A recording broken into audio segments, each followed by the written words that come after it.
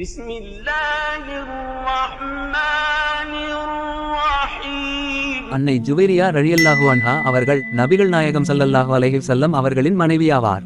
பனு முஸ்தலிக் போரில் சிறைபிடிக்கப்பட்ட கைதிகளில் ஜுவைரியா ரலியல்லாஹு அன்ஹா அவர்களும் ஒருவர். ஹஜ்ரத் சாபித் இப்னு கைஸ் ரலியல்லாஹு அன்ஹு அவர்களுக்கான பங்கில் இவரை கொடுக்கப்பட்டது. இவர் தமது கோத்திரத்தின் இளவரசியாவார். ஆகவே அடிமையாக இருப்பதை விரும்பவில்லை. எனவே தம்மை விடுதலை செய்வதற்கான தொகையை பெற்றுக் கொள்ளுமாறு சாபித் இப்னு கைஸ் அவர்களிடம் ஒப்பந்தம் செய்து கொண்டார். அதற்கான நிதியுதவி கேட்டு அண்ணலாரை அணுகினார். அப்போது அண்ணலார், நான் உன் விடுதலைக்கான தொகையை செலுத்திவிட்டு உம்மை திருமணம் செய்து கொள்ளட்டுமா என கேட்டார்கள். அதற்கு ஜுவைரியா ரலியல்லாஹு அன்ஹா அவர்கள் உடனே சம்மதம் தெரிவித்தார்கள்.